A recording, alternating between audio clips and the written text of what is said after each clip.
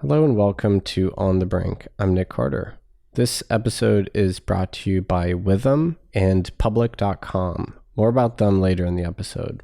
So today we're sitting down with repeat guest Brannin McBee, who's the Chief Strategy Officer at CoreWeave. Now, CoreWeave is a cloud service provider that mines Ethereum part of the time and other GPU coins with their enormous GPU fleet, and then they train data models and render visual effects the rest of the time. So they kind of have a hybrid model cycling back between those kinds of jobs. And today we talk about how they manage that fleet and how they've been able to build up that computational asset and how their outlook on Ethereum has changed as the merge approaches. And this is a really interesting episode from the perspective of one of the largest Ethereum miners, probably the largest in North America, how they engage with the core developer community and how they're preparing themselves for the potential obsolescence of proof of work mining on Ethereum. Let's dive right into it. Brought down by bad mortgage investments, Lehman, which has 25,000 employees, will be liquidated. The federal government loans American International Group, AIG, $85 billion. This is a different kind of market, and the Fed is asleep. The federal government is stepping in to stabilize Fannie Mae and Freddie Mac, the two mortgage giants that have been threatened by the housing crisis. The Bank of England has pumped £75 billion more into Britain's ailing economy with a new round of quantitative easing. You print a couple $1 trillion, and all of a sudden, people start to worry. So out of this worry, we have something called the Bitcoin. Hello and welcome back to On the Brink. I'm sitting here with repeat guest Brannin McBee. Hey, Nick. Hi, Brannin. Hello. Welcome back. This is what, is this your third appearance? Second appearance. Third appearance for CoreWeave, though. You had Brian on, I think, sometime earlier this year chatting with you. That's right. Two of my favorites. So Brannin is the Chief Strategy Officer at CoreWeave and co-founder even. CoreWeave is North America's biggest Ethereum miner. Is that fair to say? Definitely one of. I would say we position ourselves today as an accelerated cloud provider, and we're the largest provider of accelerated cloud compute in North America now. So very exciting. This morning, the announcement dropped. You guys raised a very chunky round. So congratulations. Yeah, thank you. We raised $50 million from Magnetar Capital. They're a private equity fund focused on providing growth capital to businesses, and we're extremely excited to be partnered with them for our Series B round. So you have an interesting business. I'm proud to say I'm a shareholder, full disclosure. You do a hybrid model where partially you're, hashing away, mining Ethereum and other proof of work blockchains, and then partly you're doing, I guess, high performance computation. And so probably one of the only firms that's actually successfully been able to perform that hybridization. Yeah, so it's, myself, my two co-founders, we come from an institutional finance kind of commodity trading background. And, one of the most important parts of our jobs and careers was just assessing risk on a daily basis and just to have the best optionality into the markets we participated in. And back in 2017, when we founded CoreWeave, we looked at the GPU as having amazing optionality into high growth markets.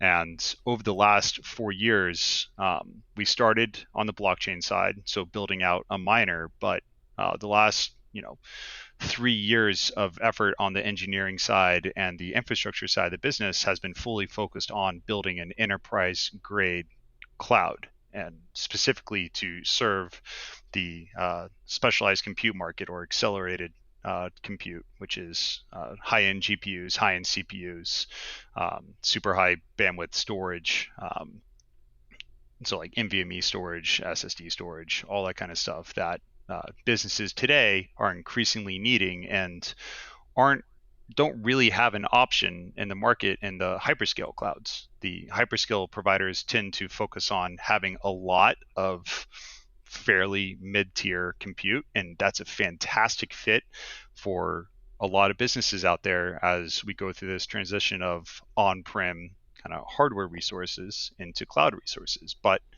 there's absolutely a subset of the market that needs specialized high performance compute, and they don't really have an option for that today. So we built the business, kind of bootstrapped ourselves up using cryptocurrency mining.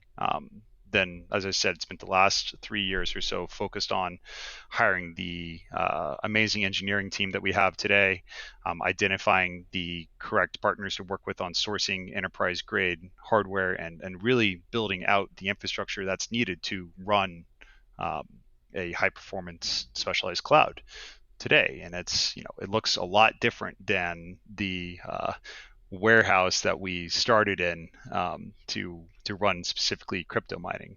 Today we're located in tier 4 data centers across the US to serve our clients. So it's been quite a run of it. So tell me about the nature of your fleet and the scale there. I mean, is it fair to say that you're one of the larger buyers of GPUs in North America? Yeah, so we have a great partnership with NVIDIA. We are their only elite cloud service provider. That kind of puts us one tier below where AWS, GCP, and Azure sits. And as far as we understand from NVIDIA, we are, about their 4th largest buyer of enterprise grade GPUs from them. So we're fully focused on that enterprise grade GPU. That's A100s, A40s, the whole RTX series, and that's the kind of infrastructure that enterprise businesses need today to operate. It's very different than the kind of retail assets that we started the business with in early 2017. So in terms of the breakout of your revenue, I mean, it's still majority, crypto mining, but I presume you anticipate that's going to change and that ratio will shift over time. Yeah, so we launched our cloud product in January of this year, and I'd say we expect the year to finish up with cloud services representing about 14% of our revenue for 2021. And based on our current growth, we expect it to hit about 50% of our revenue next year. And what does that actually, what do those jobs look like? I mean, so you're idling, you're mining Ethereum or some other proof of work coin, and then when one of these big old compute jobs comes in, you turn your attention to that, and then you go back to idling mining Ethereum. Is that sort of what it looks like? Yeah, so I look at our compute as having optionality into kind of 3 main markets. That's the media market, and we look at the media market in terms of its growth trajectory as like the amount or the volume of content being created, like a la the Netflixes of the world, and just how much they're pumping out right now. And then the complexity of the content, the like amount of VFX that's used in the production of all these media assets being produced today. The next sector is kind of really data is the best way to think about it. That's your artificial intelligence and machine learning processes, and it's just an insatiable amount of demand that's there. All the data that we've been kind of producing globally for the past 20 years is now being consumed by these algorithms to draw relationships between all those data sets. And that's just going to be how businesses function going forward, is looking deeper and deeper into these data sets to figure out how they can draw conclusions and better orient their products and services. But it requires a ton of compute to figure that out. So we're very active in that space. And then the third space, I really think, is blockchain. Blockchain requires a substantial amount of compute to operate, whether it's proof of work and hashing a blockchain for consensus, or it's supporting a L1. I think Flow announced recently that they're working with GCP to operate their network. So I believe that blockchain is going to be a substantial consumer of compute, and that's absolutely one of the markets that our infrastructure spends a lot of time in. So our stack kind of works as you were discussing before, such that whenever we're not allocated to clients within the more traditional markets like media or data clients, it defaults to operating within the permissionless revenue stream that is blockchain, because we're able to kind of enter and exit that market very efficiently. So the exact same compute that a client is leasing to train their machine learning model on, when they're done with that, it gets released back into our hardware stack and begins to mine whatever the most economic cryptocurrency is. And my understanding is that we are the only operator in North America that has done this on an enterprise scale.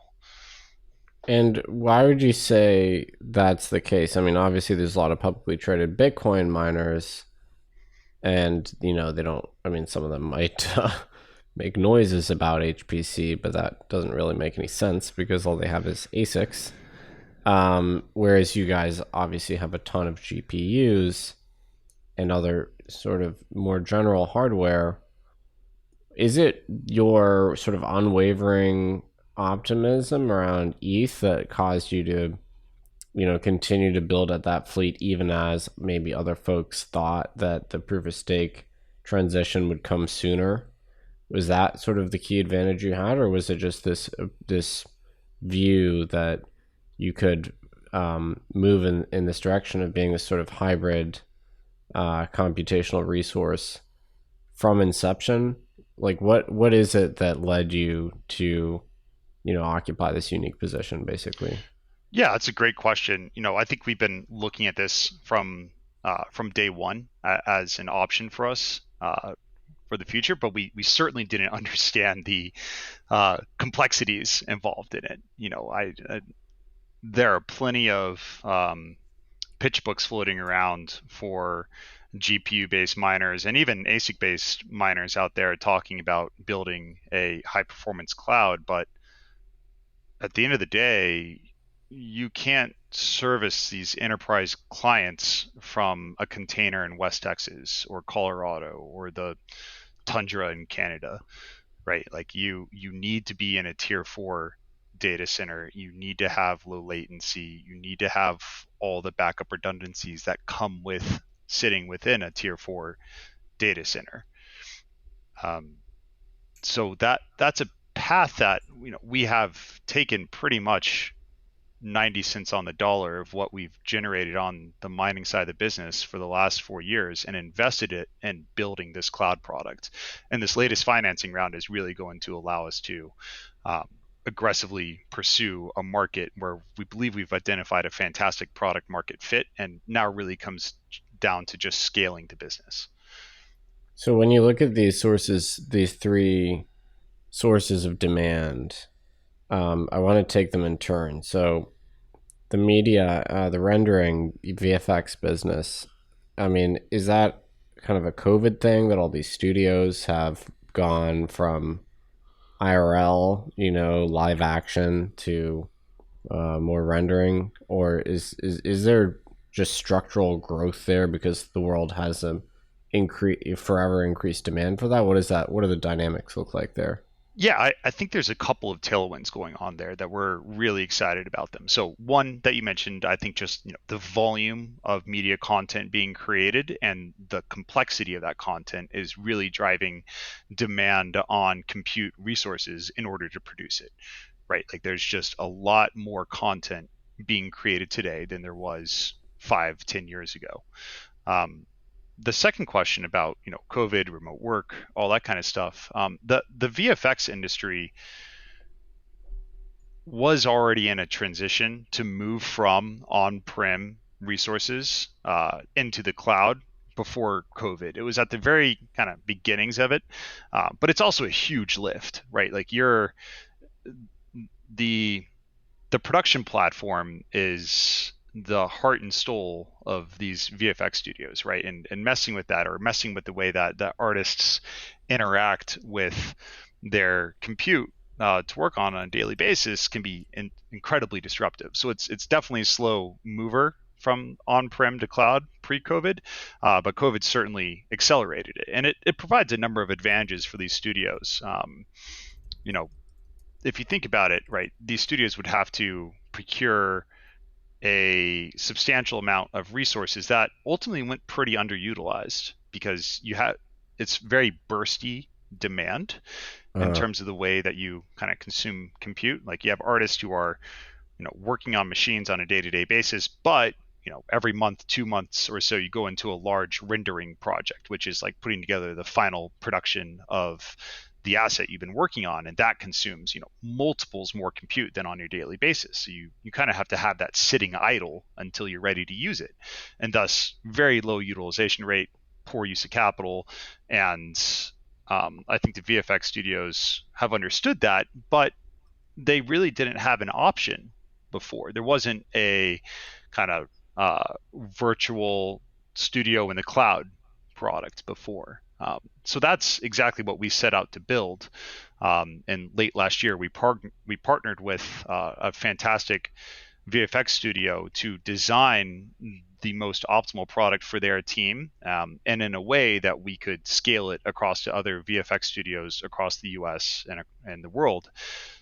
So now the stack, instead of all sitting on-prem and people having workstations at the office, their workstations are in the cloud with us. So they log in via VDIs, and their desktop kind of sits in our cloud infrastructure, and their storage of all their production assets, like all their files and everything, sits on the same infrastructure as well. And when they go to actually render these films, they can scale up to thousands to tens of thousands of GPUs to get their project rendered in a timely and cost-efficient manner. And it's just something that these guys didn't have access to previously, and from what we're told is super disruptive to kind of legacy workflows in the VFX environment. So when we hear about like Interstellar, rendering their image of the black hole, if you remember, with the whatever it's called, accretion disk, if you saw that scene. Yeah. That apparently took 24 hours to render each frame. Would you be able to do that faster? Oh, I no promises, but I'm fairly certain that we could have got that done a lot faster. So I mean, these studios, did they literally have like server farms like in the closet or something? Yeah, they literally had server farms in the closet, and it's all, I mean, it's very capital intensive. It's a balance sheet item that just sits there and depreciates. And again, the utilization rate was just super low. So, being able to bring them onto our infrastructure has resulted in a substantial cost savings. I mean, most of the VFX studios that we work with are reporting anywhere between a 40 to 60% reduction in costs for their production. And by contrast, your utilization rate is almost 100. Correct. Our infrastructure, because as soon as that artist who logged in for the day on his workstation, he stops using it, then we take both the CPU and the GPU compute that artist was using, and we allocate it to the blockchain. So moving on to data, what kind of, can you talk about what kind of data projects you've done? I mean, anything exciting there? Yeah, I can talk about stuff fairly broadly. One example that I'm really excited about is we are working with an open source developer team called Eleuther AI. Eleuther is working on open sourcing GPT-3. GPT-3 is a large machine learning model that Microsoft purchased from OpenAI a couple of years ago for a pretty large sum of money. I think it was close to $12-15 billion or so. And this group would like to open source it. So we offered our resources to help them on training, and it looks like we're about to kick off training that project for them. Which is really exciting for us. That will leverage NVIDIA's A100 GPUs, of which we have a pretty sizable cluster of. Another great example is we have been working with a protein folding simulation company that works with pharmaceutical companies to help discover new medical treatments and pharmaceutical treatments for various diseases. And they will run thousands, tens of thousands, hundreds of thousands of permutations of folding these proteins to help in drug discovery. Another health science application we've been working with is radiological outputs or x-rays for cancer screening, and kind of matching that up with the radiologist's interpretation of those x-rays to support in the algorithmic identification of cancer, and to help that radiologist see things that they might not immediately recognize, or at least prompt questions, right? So it's really a broad array of different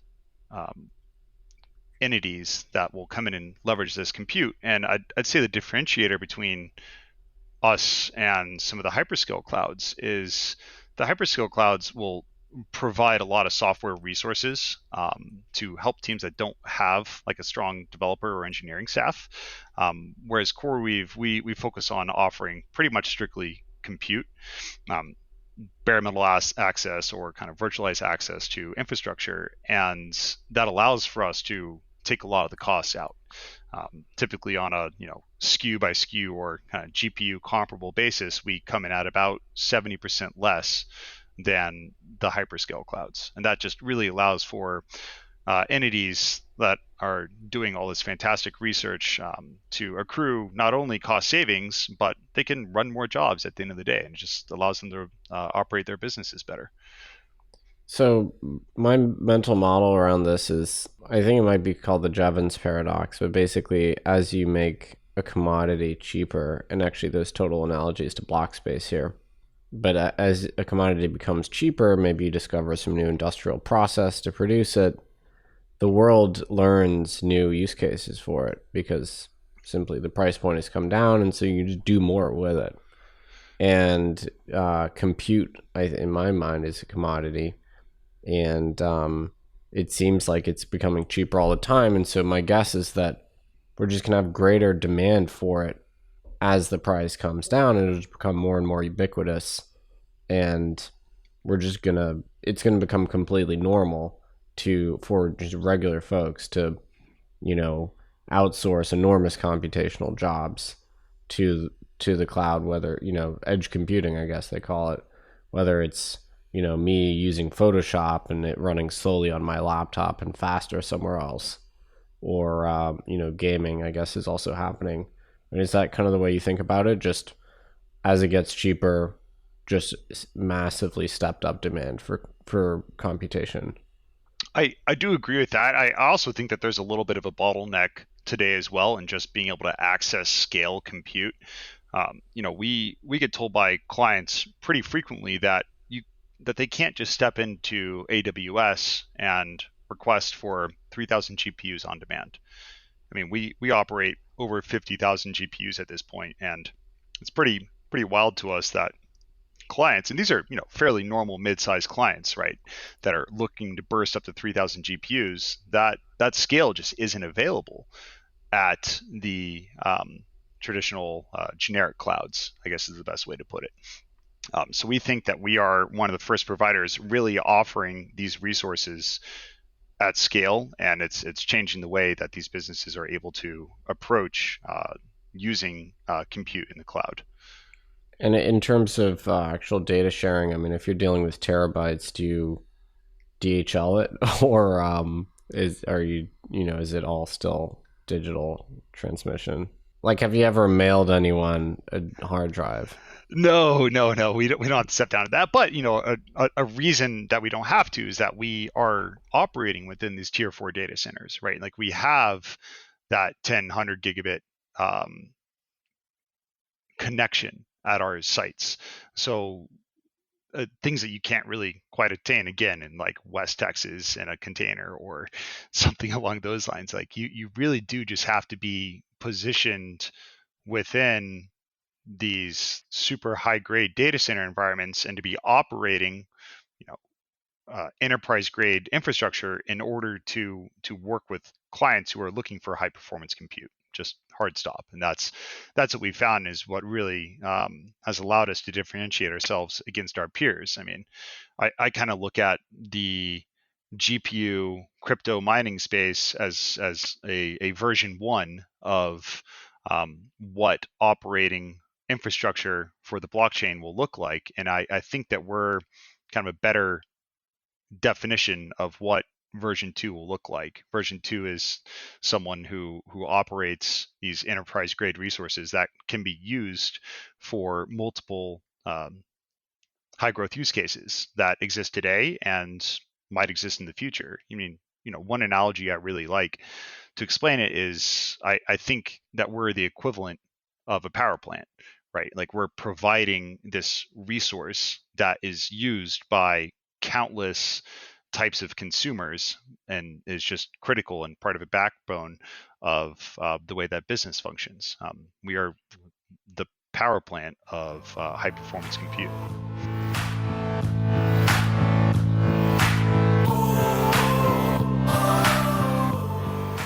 Let's take a quick break to talk about our sponsors. Now, on this show, we only really like to work with sponsors that we actually know and can recommend. And both sponsors today are great examples of that.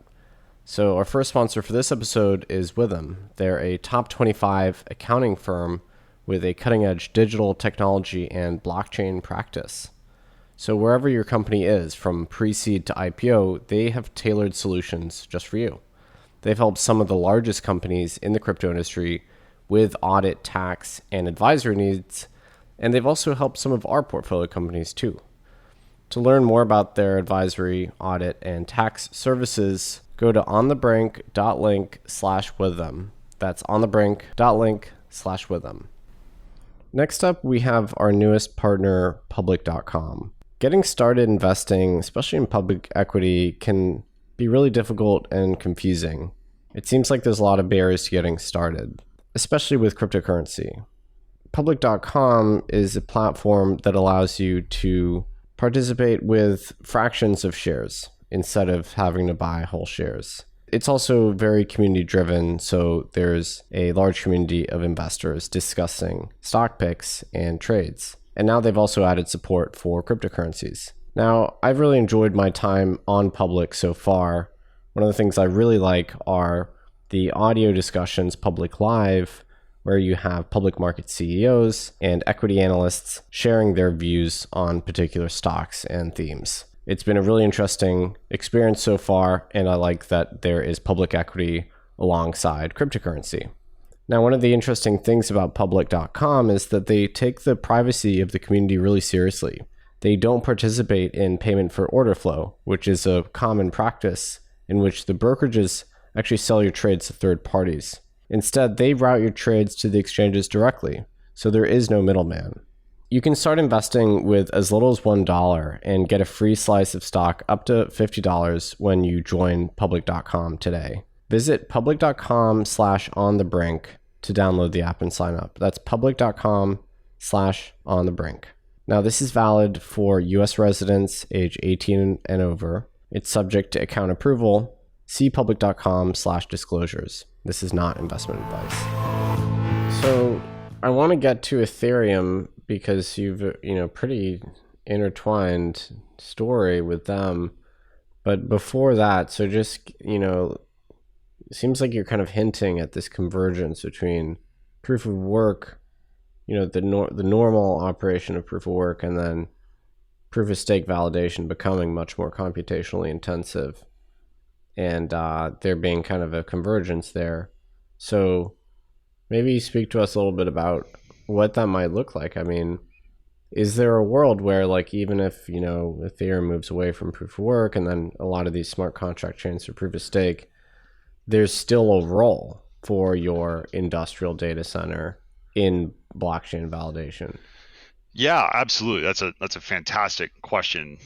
One of my favorite topics when I'm chatting with investors and potential investor groups. We are firmly of the opinion that the ETH2 merge will come. My opinion is that's probably sometime around Q2, Q3 of 2022.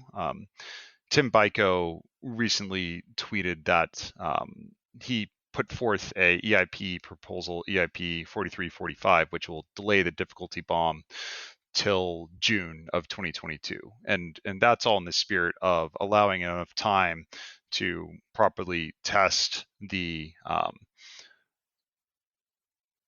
merge process and execute on the merge as well. And I think that that's fairly conservative estimate. Maybe it slips till Q3, Q4, but overall, we believe that will move forward this year, and that's a goal that Ethereum's had since day one, and I think it's a fantastic milestone for the blockchain. But that being said, we think that there are an amazing number of opportunities outside of just Ethereum for this enterprise grade compute infrastructure. I think that some of the more legacy miners that are operating in tier 0 data centers that don't have the storage and the CPU compute to really back up and run a cloud might struggle with this transition. But we've really been positioning and front running this merge for several years at this point. So to offer a little bit of perspective on what Ethereum mining and other blockchains look like today, Ethereum emits about $64 million worth of proceeds to miners on a daily basis right now. If you were to look at the other 35 top GPU-based networks that are kind of only proof of work based, they emit in aggregate about $3 million a day, right? With front runners on there being coins like Ethereum Classic.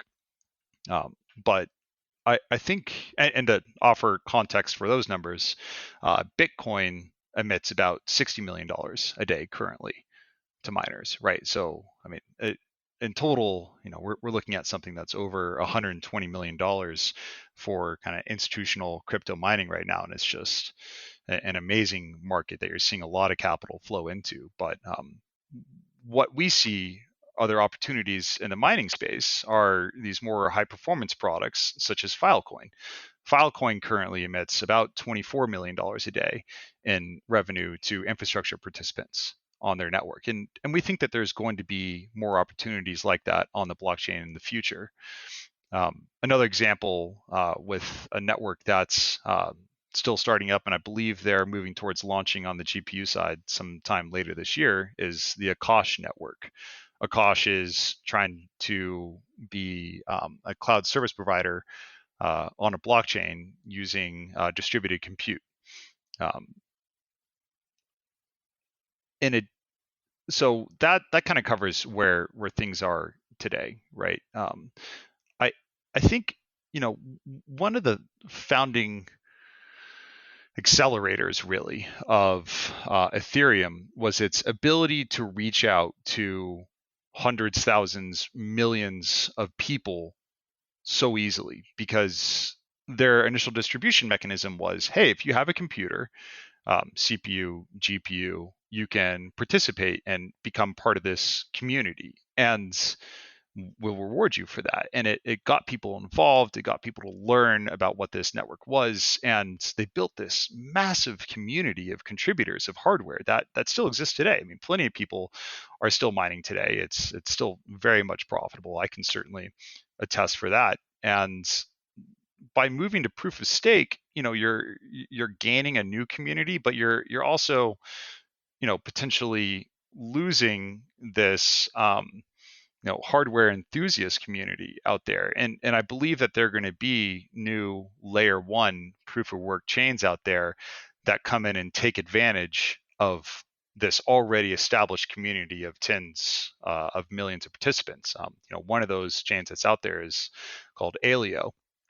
This is a smart contract based L1 that is focusing on anonymity and zero knowledge proofs to be their kind of distinguishing component and differentiator for when they launch sometime in Q1. But again, they're going to be focused on proof of work. And I think that they'll be able to pick up the community that will lose access to Ethereum later this year.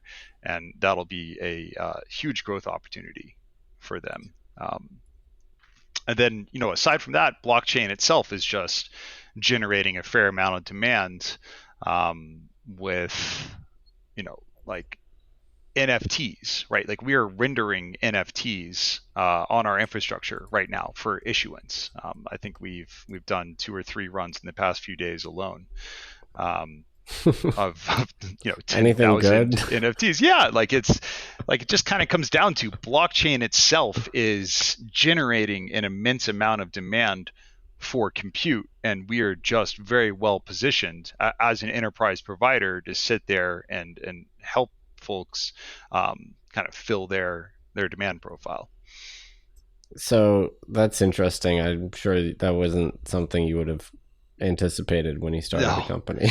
No, it's not. But, again, kind of goes back to this inherent optionality that we've built out. We have optionality into high growth markets. No matter how small or big they are, we can pivot our compute into all these various growth sectors quickly and at scale. And that's something that we're just not aware of anyone aside from the hyperscale providers that are able to do that. Yeah, I love the idea of just building an enormous computational resource and then just throwing it at anything that demands it. It's really fun to work with. Regarding Ethereum, you guys built your fleet based on Ethereum growth primarily. Is it fair to say that you have a kind of like a bit of a battered spouse style relationship with the Ethereum community in terms of them constantly marginalizing and being relatively hostile to miners? It's been somewhat of a volatile relationship, I guess. I mean, we certainly try to participate in the network during 2017, 18, 19 or so. We even offered resources to the network for various test nets. I think that we attempted to be a strong part of the community, but at the end of the day, I'm just not sure the community really wanted us there. It's certainly been on the roadmap to move away from a proof of work based mechanism since day one.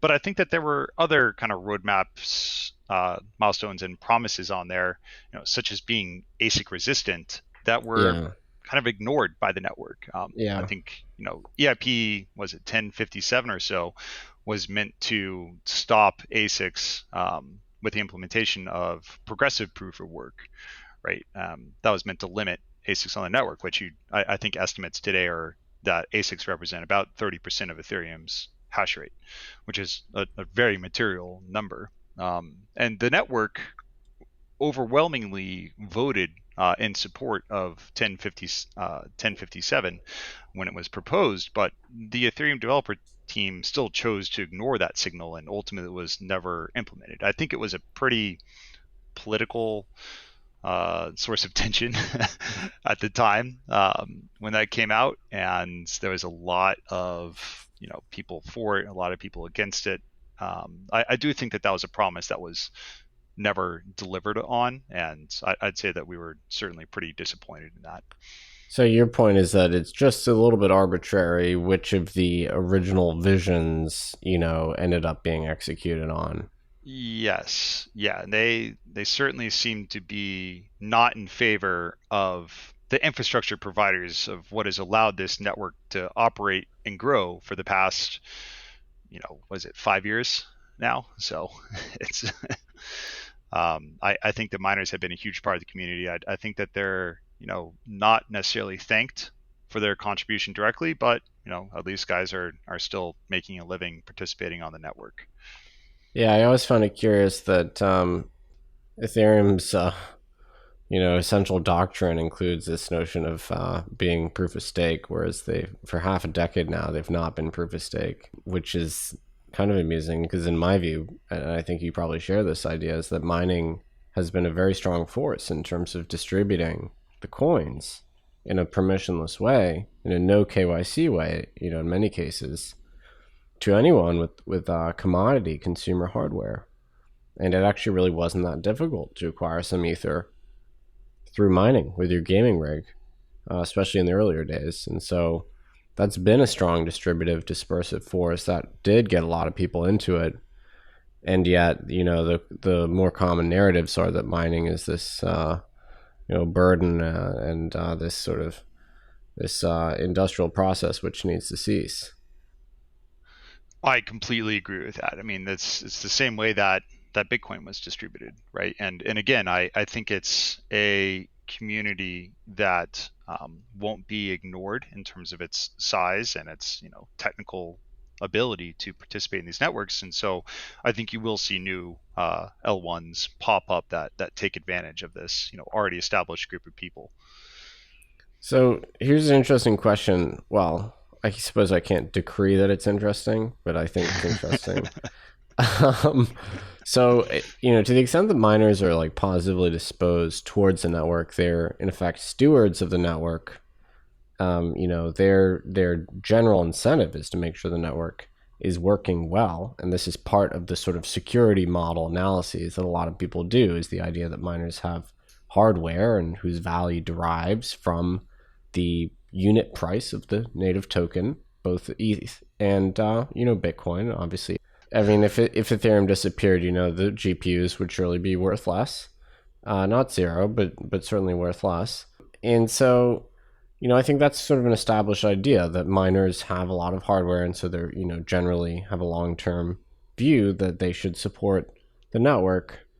Now, as Ethereum moves closer and closer towards effectively obsoleting GPUs and the general hardware that's used to mine the tokens in a proof of work model, do you find your time preference accelerating? Your discount rate increasing? Do you find yourself sort of less positively disposed towards the network and more willing to, maybe take actions which are profitable but aren't necessarily, strictly good for Ethereum?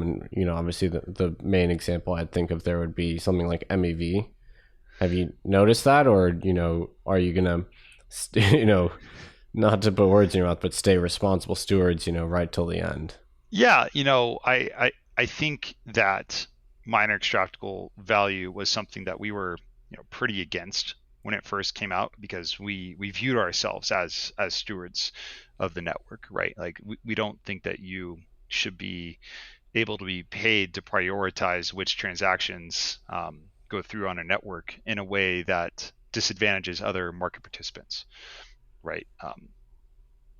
I think, though, that the mining community slowly iterated towards being open to MEV-based transactions because of the lack of response that there was from the Ethereum dev community, because of things like EIP 1057 not passing, even though all the support was there for it. And so today, I think that MEV is a pretty consistent part of most mining pools.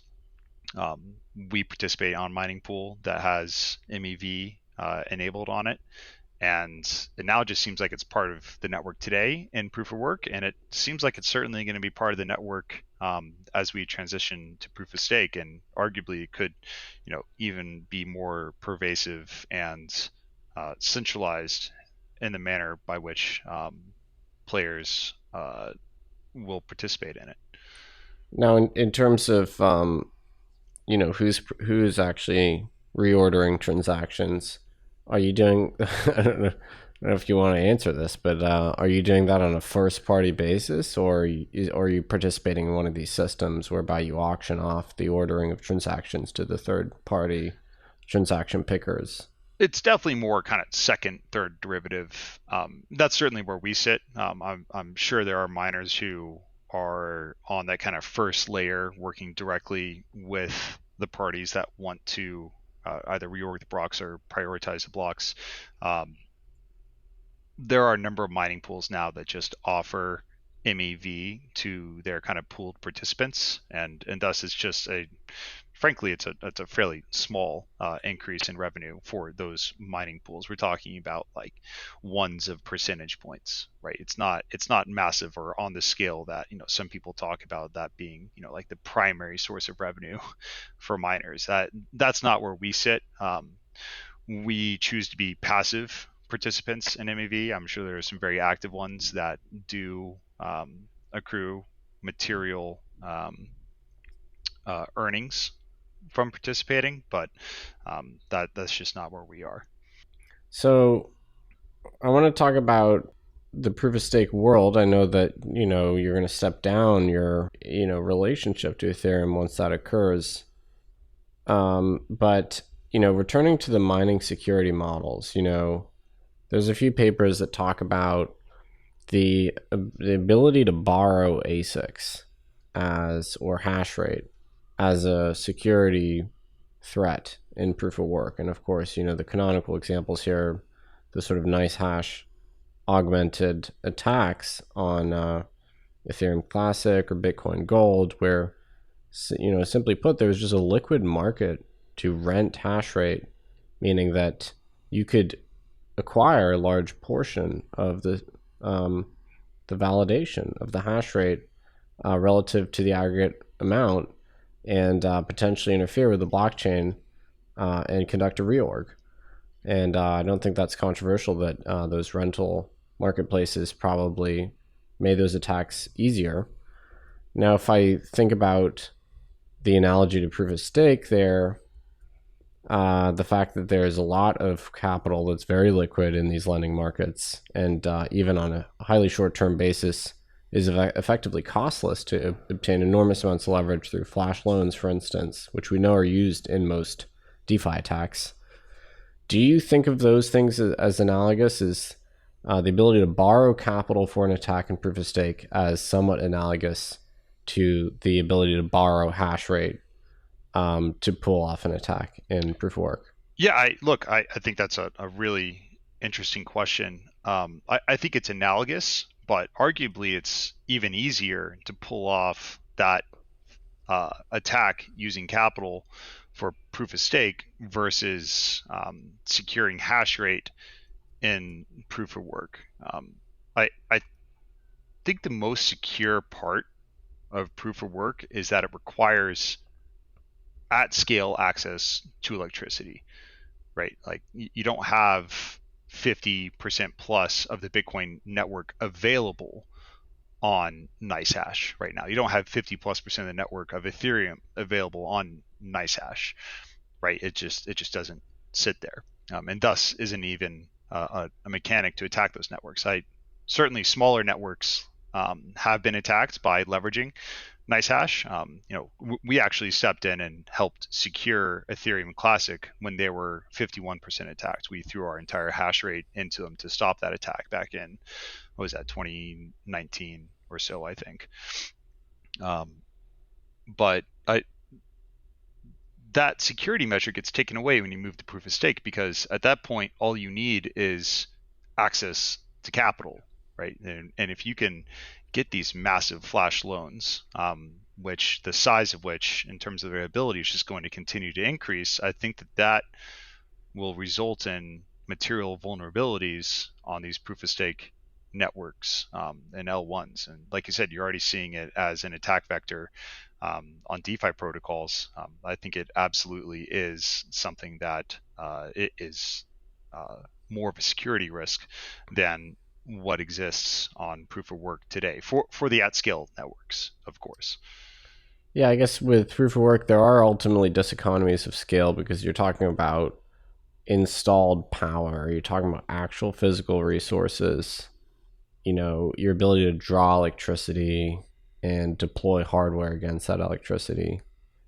In a lending of a crypto asset perspective context with staked asset, whether it's for validation or even for governance purposes. I mean, we've seen flash loans being used to exploit governance processes. There don't seem to be that many diseconomies of scale as you gain more capital and hence sort of political power. you're only bounded by the size of the lending pool. Yeah. And so, it seems like there's a difference, and rendering the whole thing synthetic makes it potentially easier to pull off an attack. I agree with that. It's something I'm sure that the teams working their way towards these proof of work networks are considering, but at the same time, these attacks usually happen in the least suspecting corners of the world. I don't think anyone really anticipated, like the sandwich style attacks that occur on the Ethereum blockchain right now, or really thought through the way that gas fees would evolve on the network as they are today. So it's certainly a risk, and I hope that there's a lot of caution and thought and less urgency to rush something to market that could potentially risk what is such an amazing ecosystem that is truly still in its infancy.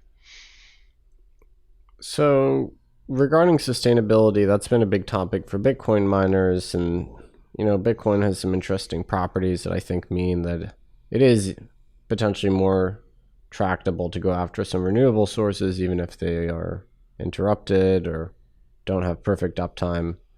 When I think about your operations, it seems like you do require very strong uptime and tier 4 data centers, as you say. So how do you think about sustainable energy and your energy mix generally, and what are you targeting there?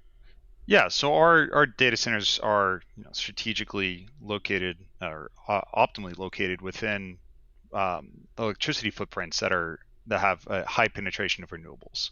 So we approach it with either offsetting or working with data centers that offset their carbon footprint entirely, or working within power pools again that are very substantially penetrated by renewables, like 40-60% no carbon emissions. And we think that as the grid continues to progress towards a low carbon environment, that we're going to be choosing to operate within areas that advance faster than others. Well, Brannin, this has been really excellent. Always an interesting new topic. I think last time we had you on, we talked about the Texas meltdown, the failure of the grid there. So very different topic this week. Any last words or general solicitations? Yeah, I heard that you're starting to hand out tungsten-based FUD dice to everyone who comes on the podcast. So I'll shoot you over my address, and I'm very excited to get those. Yeah, I can't confirm that I've made those. I mean, it is possible. I've been told it is possible to make a 12-sided tungsten die, which is engraved. I believe it'll be slightly more expensive than the plastic version. So the weight is just so pleasing. Yeah, the pleasing feeling. We'll need to sell some more ads to finance that. Thanks again, Brannin. This has been great. Thank you, Nick. Chat soon.